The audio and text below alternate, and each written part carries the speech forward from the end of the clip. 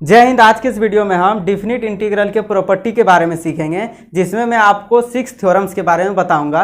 वैसे तो बुक सब में 8 थ्योरम या किसी में 9 थ्योरम्स भी दिया रहता है, वो 6 थ्योरम से ही बना है। जब मैं इसको बताऊंगा तो उसमें मैं उसे कवर कर दूंगा। वो भी अलग नहीं है, बल्कि यही 6 थ्योरम से बना हुआ है, तो उसमें टेंशन लेने का कोई ज़रूरत नहीं है। केवल ये आपको 6 थ्योरम याद रखना है। और अगर आप चाहते कि डिफिनिट इंटीग्रल का अधिकतर क्वेश्चन आपको एकदम अच्छे तरीके से आ जाए और उसे आसानी तरीके से सोल्व कर पाए, तो उसके लिए आपको ये 6 थ्योरम सीखना ही पड़ेगा। ठीक है, तो चलिए आज इस 6 थ्योरम को समझते हैं और एक एक करके सभी को प्रूफ भी करते चलेंगे, यानी किस तरीके से आसानी से याद भी रख सकते हैं इसके बारे में भी ध्यान में रखेंगे। तो चलिए इस थ्योरम को समझते हैं। देखिए, पहला थ्योरम मैं लिखता हूँ, थ्योरम फर्स्ट। थ्योरम पहला क्या हुआ है, देखिए, integration a to b limit दिया हो और fx dx दिया हो, तब इस थ्योरम में आप ये करना है कि x के जगह पे कुछ भी चेंज कर सकते हैं। लिमिट हमेशा सेम रहेगा। x के जगह पे आप चाहे तो t रख दीजिए, या फिर आप चाहे तो a से b x के जगह पे z रख दीजिए। वैल्यू हमेशा सेम आने वाला है, यानी आप x के जगह पे कुछ भी रखेंगे तो वैल्यू हमेशा सेम देगा। यानी जब इस तरह का क्वेश्चन आएगा इंटीग्रेशन में, तो उस x के जगह पे कुछ भी रख सकते हैं। ठीक है, पहला ये इंटीग्रेशन हो गया, यानी जो यहाँ पे x है उसके जगह पे कुछ भी चेंज किया जा सकता है। आप चाहे तो इसको प्रूफ भी कर सकते, लीजिए मैं प्रूफ भी कर देता हूँ।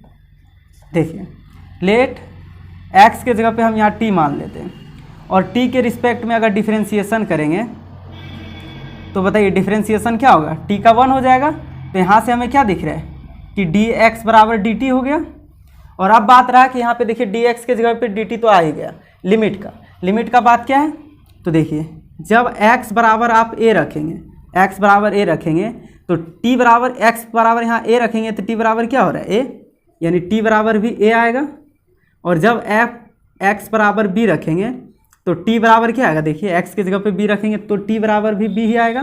तो यहाँ से दिख रहा है कि लिमिट भी सेम है। लिमिट आप अच्छे तरीके से निकालने जानते होंगे, यानी जो यहाँ पे दिया रहता है उसके जगह पे x बराबर एक बार ये रखते हैं, क्या t का वैल्यू आता है, फिर x बराबर b रखते हैं, t का क्या वैल्यू आता है, वो नया लिमिट होता है। तो लिमिट में यहाँ पे भी देखिए a से b ही लिमिट आया, यानी कि लिमिट भी आया है a to b fx dx के जगह पे हम क्या रख सकते हैं, x के जगह पे t, dx के जगह पे dt, और लिमिट क्या आया a से b, यानी लिमिट भी सेम आया।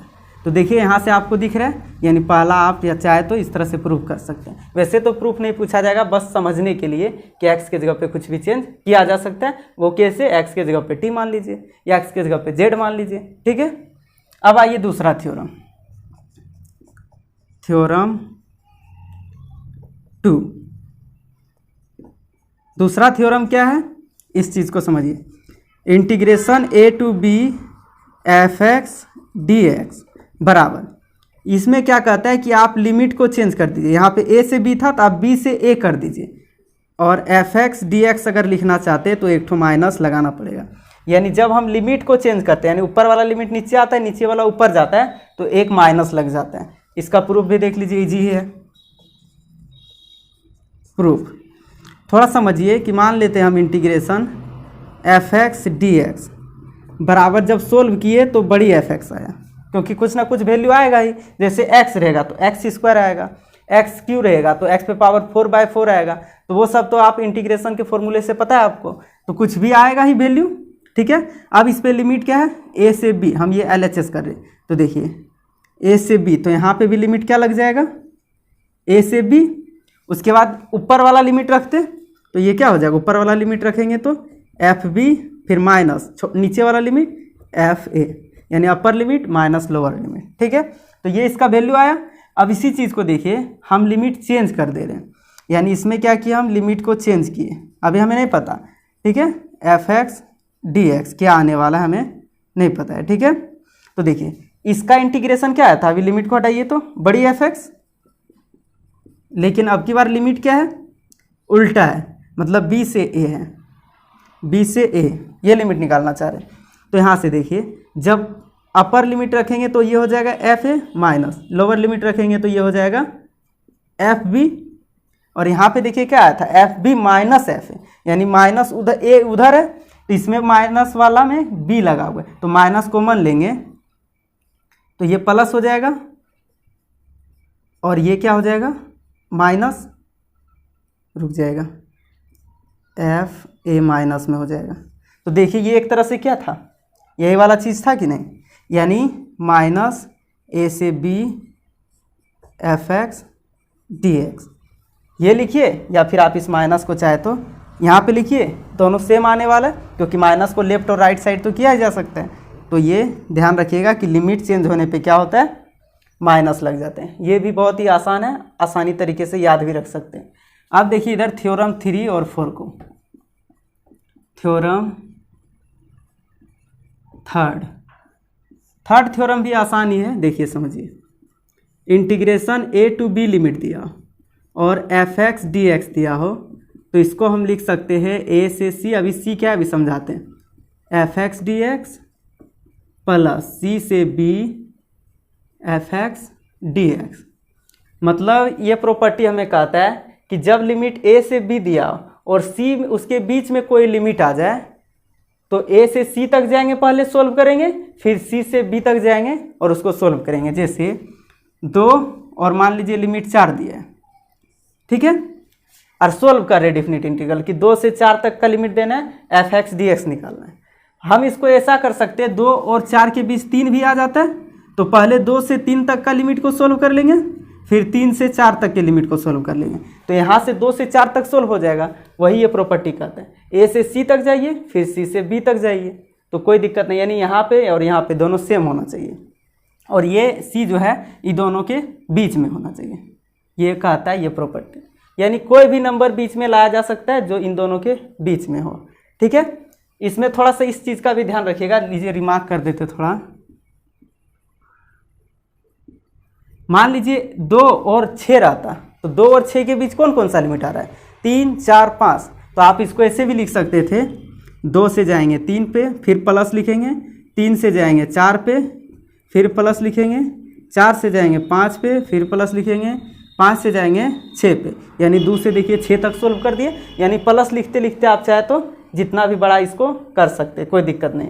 यानी रिमार्क में हम लिख देते हैं कि ए से B F x D X बराबर, ए से मान लिए हम यहाँ पे गए C1 तक, ठीक है, और लिखे एफ एक्स डी एक्स, फिर हम C1 से गए C2 तक, लिखे F x D x plus, फिर C2 से गए C3 तक एफ एक्स डी एक्स, ठीक है, और फिर प्लस, इस तरह से चलते रहे, बीच में कुछ भी आते रहा। मान लीजिए कि या लीजिए 3 ही ठो लेते हैं, लास्ट में लिख देंगे C3 से B तक एफ एक्स डी एक्स। मतलब हमें कैसे भी करके ए और बी तक पहुंचना है, और ये C1 C2 C3 क्या है, ए और बी के बीच का कोई लिमिट है, यानी टप टप के जाना है, एक एक ठो पे जाना है। यही ये प्रॉपर्टी कहते हैं कि बीच में हम कुछ भी सेम सेम रख सकते हैं। देखिए C1 यहाँ C1 है, C2 यहाँ पे C2 है, बस इस चीज़ का ध्यान रखिएगा, C जो है ए और बी के बीच में रहना चाहिए, ठीक है। तो तीसरा आपको शायद क्लियर हो गया होगा, तीसरा प्रॉपर्टी, ठीक है। अब आइए चौथा प्रॉपर्टी पे। चौथा प्रॉपर्टी को थोड़ा सा अच्छे से समझिएगा, ठीक है। देखिए integration A to A limit दिया है, ठीक है, एक सेकेंड रुक जाएगा जस्ट। देखिए चौथा property, A to B F x D X बराबर, ये क्या हो जाता है, integration A to B F A plus B minus X D x. मतलब आप क्या कर सकते हैं कि लिमिट को जोड़ करके इस x को घटा सकते हैं, तो वैल्यू हमेशा सेम आएगा इंटीग्रेशन का, यही प्रॉपर्टी ही है। थोड़ा सा रुकिएगा, इसको अच्छे से लिख देते हैं, a से b लिमिट है, और इस लिमिट को जोड़ करके हम x को माइनस कर दे और इसका वैल्यू निकाले तो वो इसी के बराबर आएगा। आप चाहे तो यहाँ पे अच्छे तरीके से इसको प्रूफ भी कर सकते हैं, और ये भी प्रूफ कर सकते हैं आप चाहे। देखिए इसको बोल दीजिए, इसका प्रूफ मैंने नहीं किया है, लेकिन आप चाहे तो लीजिए यहीं पे कर देते हैं। थोड़ा सा इस चीज़ को समझिएगा सिर्फ। देखिए क्या एफ एक्स बराबर क्या निकाले थे हम, मान लेते हैं ये बड़ी एफ एक्स था, तो यहाँ से निकलता बड़ी एफ एक्स, और लिमिट रखा था कहाँ से कहाँ तक, ए से सी तक, फिर बीच में प्लस है, यहाँ पे भी आता बड़ी एफ एक्स, ठीक है, और लिमिट कहाँ पे लिखा था, सी से बी तक। और जब लिमिट यहाँ पुट करते तो यहाँ पे क्या हो जाता, देखिए F C minus F A, और यहाँ पे पुट करते देखिए प्लस है F B minus F C. तो देखिए minus F C plus F C cut जाता तो बचता क्या, F B minus F A, और ये F B minus F A देखिए आ भी था। इसका प्रूफ आप चाहे तो इधर साइड में लिख सकते हैं, ठीक है। प्रूफ करना कोई ज़्यादा बड़ी बात नहीं है। इसमें भी ध्यान रखिए ए से बी लिमिट दिया हो तो ए प्लस बी माइनस एक्स करने पे डी एक्स वो वैल्यू सेम आएगा। चाहे तो आप इसे प्रूफ कर दीजिए, कोई दिक्कत नहीं है, ठीक है। प्रूफ भी कर ही देते, लीजिए RHS से प्रूफ कर देते हैं। ये जो दिया हुआ है ए प्लस बी माइनस एक्स, इसको हम मान लेते हैं टी, ए प्लस बी माइनस एक्स बराबर मान लेते हैं टी, ठीक है। अब देखिए डिफ्रेंशिएशन कीजिए दोनों तरफ, तो टी के रिस्पेक्ट में, तो इधर हो जाएगा minus D x by D T, क्योंकि इस सब का डिफ्रेंशिएशन तो 0, इसका डिफ्रेंशिएशन 1। तो यहाँ से देखिए डी एक्स बराबर क्या आ गया, माइनस डी टी को इधर और माइनस इधर कर दिए, तो डी एक्स बराबर रख देंगे माइनस डी टी, ठीक है। और यहाँ से इंटीग्रेशन, अब लिमिट आप चेंज करना चाहे तो लिमिट भी चेंज कर सकते। देखिए एक बार x बराबर a रखेंगे तो ये देखिए x से a कट जाएगा, यानी जब x बराबर a रखेंगे तो t बराबर क्या आएगा, a रखे तो ये a से ये कट गया, t बराबर b आया। जब x बराबर b रखेंगे तो t बराबर a आएगा। देखिए x बराबर b रखे तो b से b कट गया, तो बचा x t बराबर a। अब रखते हैं वैल्यू यहाँ पे, देखिए लिमिट कहाँ से कहाँ आया, अब देखिए लिमिट बदल गया, b से a आया, तो b से a लिमिट आया, ठीक है। और यहाँ पे देखिए a plus B minus X की जगह पे क्या माने हम, t, और डी एक्स की जगह पे क्या आया, माइनस डी टी, तो इस माइनस को बाहर लगा देते हैं और ये हो गया डी टी। अब एक चीज़ यहाँ से देखिए, लिमिट को हम चेंज कर देते हैं, तो ये माइनस एक ठोर लग जाएगा, तो माइनस माइनस फिर से प्लस हो जाएगा, माइनस लगा है, लिमिट चेंज करेंगे तो ये प्लस में बदल जाएगा, यानी a से b F T D T, ये हो गया। ये किसका यूज किए, प्रॉपर्टी दूसरा, देखिए लिमिट चेंज करने पे माइनस हट गया। अब यहाँ से देखिए प्रॉपर्टी फर्स्ट से t के जगह पे हम x भी तो पुट कर सकते, यानी ये हो गया हमारा लिमिट a से b F x D x. यहाँ से आप देखिए प्रूफ हो गया। तो प्रूफ करना कोई बड़ी बात नहीं है, बस आपको समझना है कि प्रॉपर्टी आखिर क्या कह रहे हैं हमें, ठीक है।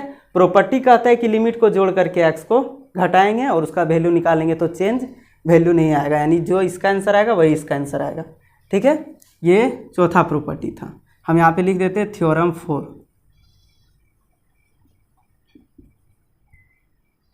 अब करते थ्योरम 5 को समझते और थ्योरम 6 को, लेकिन ऐसा करते आप 4 तक पहले नोट कर लीजिए, उसके बाद 5 और 6 को दोनों एक ही साथ समझ लेंगे, तो आप इतना पहले नोट कर लीजिए। तो अब प्रॉपर्टी 5 और प्रॉपर्टी 6 को समझते हैं, आखिर वो क्या होता है। देखिए प्रॉपर्टी 5 यानी थ्योरम 5, थ्योरम 5 क्या कहता है। थ्योरम 5 देखिए, integration minus a to a हो और यहाँ पे दिया हो एफ एक्स डी एक्स, तो इसमें वैल्यू 2 हो जाता है। और ये 5 और 6 ही है जिसमें स्टूडेंट कंफ्यूज करता है, आपको कंफ्यूज नहीं करना, अच्छे से समझना है। देखिए ये क्या हो जाता है, 2 वैल्यू होता है। पहला वैल्यू तो ये 0 हो जाता है। 0 कब होता है, जब x होता है ओड फंक्शन। क्या होता है ये ओड फंक्शन, अभी समझाते हैं। देखिए ओड फंक्शन तब होता है जब f माइनस एक्स रखने पे माइनस एफ एक्स आ जाए, यानी जो यहाँ पे एफ एक्स दिया होगा उसके जगह पे x के जगह पे माइनस एक्स पुट करेंगे और उसका माइनस एक ठो बाहर निकल जाए, तब उसको कहते हैं ओड फंक्शन। और इस कंडीशन में इसका टोटल वैल्यू क्या हो जाता है, 0।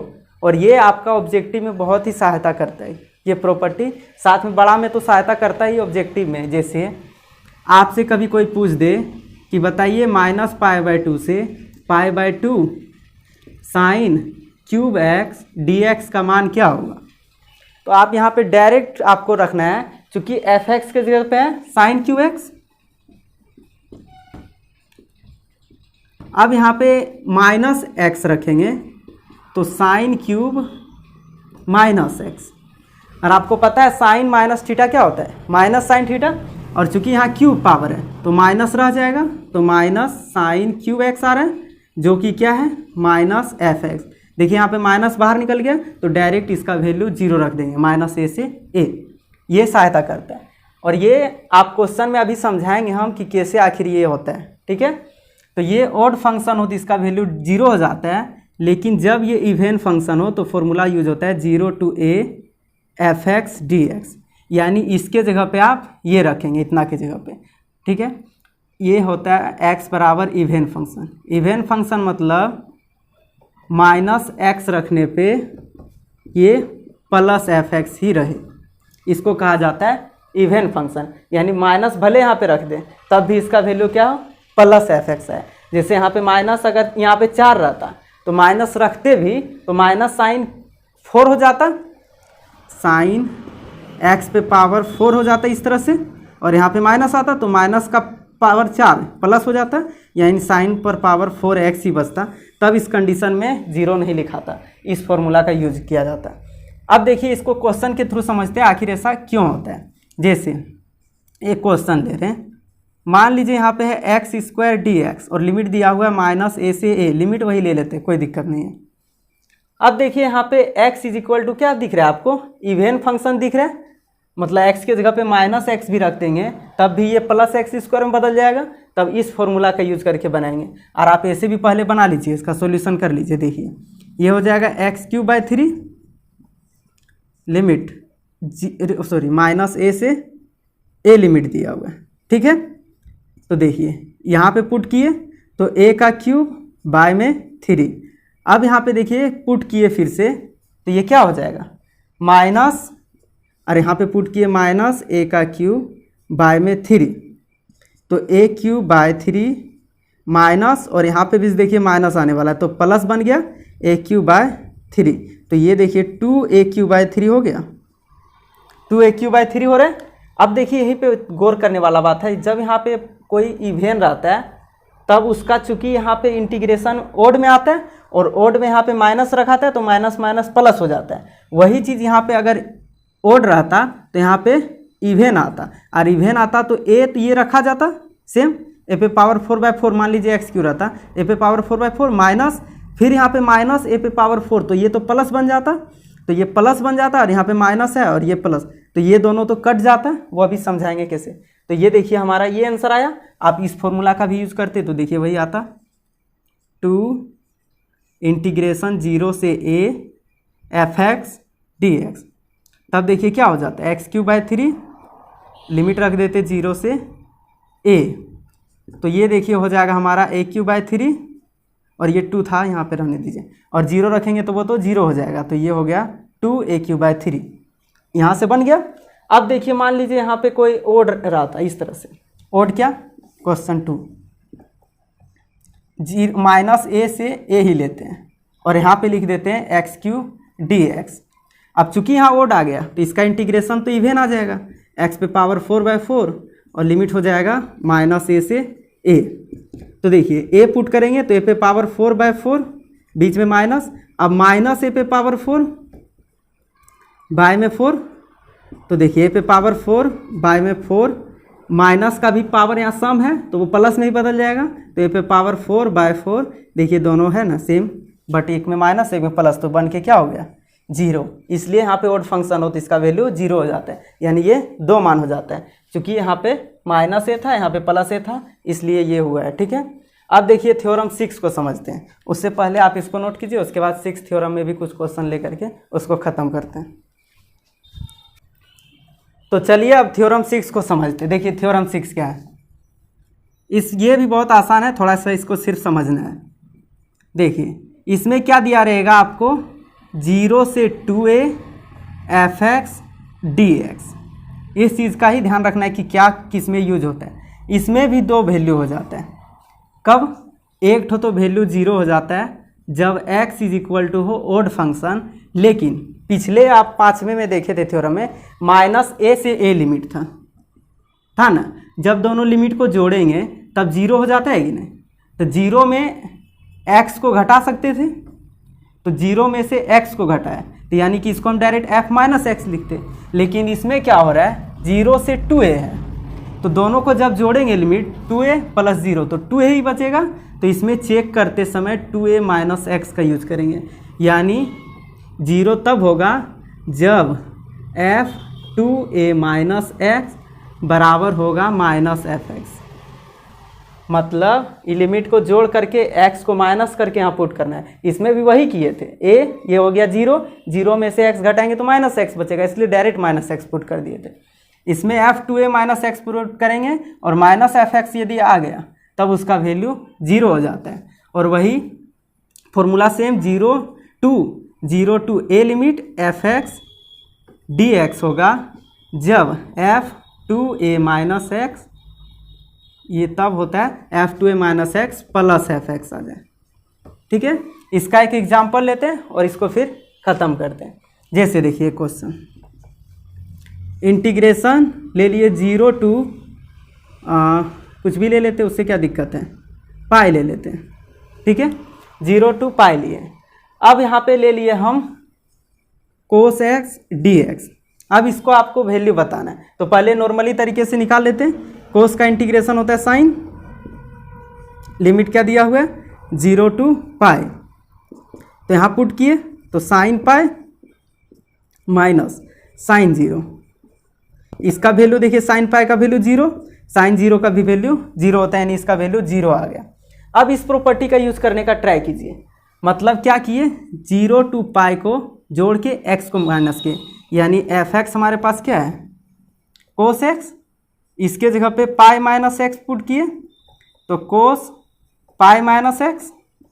अब कोस पाई - x, ये तो सेकेंड क्वाड्रेंट में इसका वैल्यू माइनस होता है, तो ये हो गया माइनस कोस x जो कि -fx हो रहा है। देखिए तब इसका वैल्यू हम डायरेक्ट चाहे तो 0 लिख सकते थे कि नहीं, इस प्रॉपर्टी से -fx आ गया तो इसका वैल्यू 0 हो गया।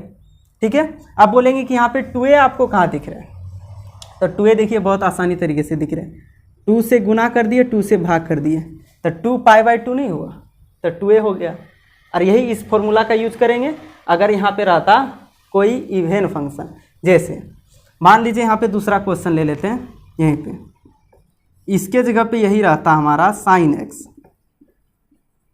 ठीक है, तब देखिए क्या आता, fx के जगह पे साइड में पहले पुट कर लेते हैं पाई - x, ये एक तरह से 2a - x ही है, 2 से गुना 2 से भागा। ठीक है, यानी यहाँ 2 से गुना 2 से भागा करेंगे तो 2a हो गया कि नहीं, तो 2a - x पुट कर रहे तो साइन पाई -x, और sine pi - x second quadrant में है और सेकेंड क्वाड्रेंट में इसका वैल्यू प्लस होता है, तो यहाँ पे साइन x ही आने वाला है। तो देखिए यहाँ प्लस fx आ गया, तो किसका यूज करेंगे, इस फॉर्मूला का, यानी इसके जगह पे हम डायरेक्ट लिख सकते हैं 0 to a के जगह पे π/2। ठीक है, और यहाँ पे साइन x dx, तो देखिए 2 साइन का हो जाता है माइनस कोस, इंटीग्रेशन, ये सब फॉर्मूला आपको अच्छे से पता होना चाहिए, 0 to π/2। तो देखिए ये हो जाएगा 2, एक बार कोस π/2 पुट करेंगे तो माइनस कोस π/2, फिर माइनस लगाएंगे तो चूंकि यहाँ माइनस है तो माइनस माइनस प्लस कोस 0, कोस π/2 का वैल्यू 0, तो ये तो टोटल 0 हो गया, और कोस 0 का वैल्यू 1, तो 1 में से 0 गया तो 1 बचा, यानी 2 वैल्यू आने वाला है। आप यहाँ से भी वैल्यू निकाल के देखिए 2 ही आने वाला है। यहाँ से साइन का हो जाता माइनस कोस, और लिमिट कहाँ से कहाँ तक रखते, 0 to पाई, 0 to पाई क्योंकि 2 से 2 खत्म, तो कोस पाई रखते और फिर माइनस माइनस प्लस कोस 0 हो जाता, कोस पाई का वैल्यू होता है -1, तो यहाँ पे माइनस माइनस +1, कोस 0 का 1, 1 1 2 आ जाता। तो इसलिए ये प्रॉपर्टी का यूज किया जाता है। आपको सिर्फ चेक करना है, और इसको भी याद रखना कितना आसान है कि लिमिट को जोड़ करके ही x को घटाते हैं अंदर में। यहाँ पे भी वही किए थे प्रॉपर्टी 5 में, ये दोनों को जोड़े चूँकि 0 हो गया तो सिर्फ -x बचा, तो ये हो गया आपका टोटल 6 थ्योरम। यानी और इसमें जो एक्स्ट्रा जो थ्योरम आता है, वो जो मैं बोला था कि किसी बुक में 8 होता है, वो क्या होता है देखिए समझिए।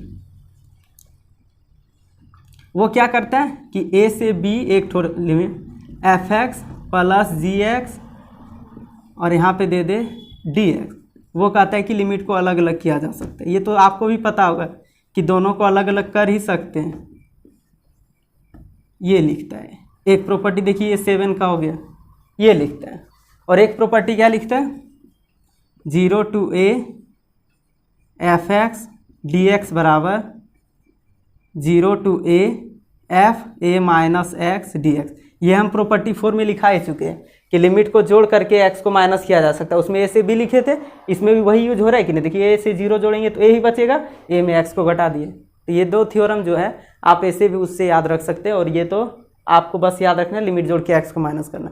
तो ये आपका टोटल प्रॉपर्टी खत्म हो गया। और ये डिफिनिट प्रॉपर्टी एक तरह से बहुत ही इंपॉर्टेंट है। बहुत सारे क्वेश्चन तो ऑब्जेक्टिव का ऐसे ही बन जाता है इस प्रॉपर्टी का, यानी 5 और 6 और ज़्यादातर 4 का यूज करके। बाकी तो 3 जो प्रॉपर्टी था वो तो सिंपल था, ऐसे भी याद रख सकते हैं। ठीक है, तो मिलते हैं नेक्स्ट वीडियो में और भी अलग प्रॉपर्टी या क्वेश्चन के साथ। और आपको पता होगा कि हमने 1 अगस्त से यानी 2024 में जो आपका एग्ज़ाम आने वाला है उसको अच्छे से प्रिपरेशन करने के लिए एक सीरीज़ स्टार्ट किया है, जिसको प्रीवियस ईयर यानी 15 साल के क्वेश्चनों का रिवीजन कर रहे हैं। तो आप चाहे तो उसको भी जा करके प्लेलिस्ट में देख सकते हैं और इसको अपने दोस्तों के साथ भी शेयर कर सकते हैं। ठीक है, तो मिलते हैं नेक्स्ट वीडियो में अलग क्वेश्चन के साथ और अलग प्रॉपर्टी को सीखते हुए। तब तक के लिए जय हिंद।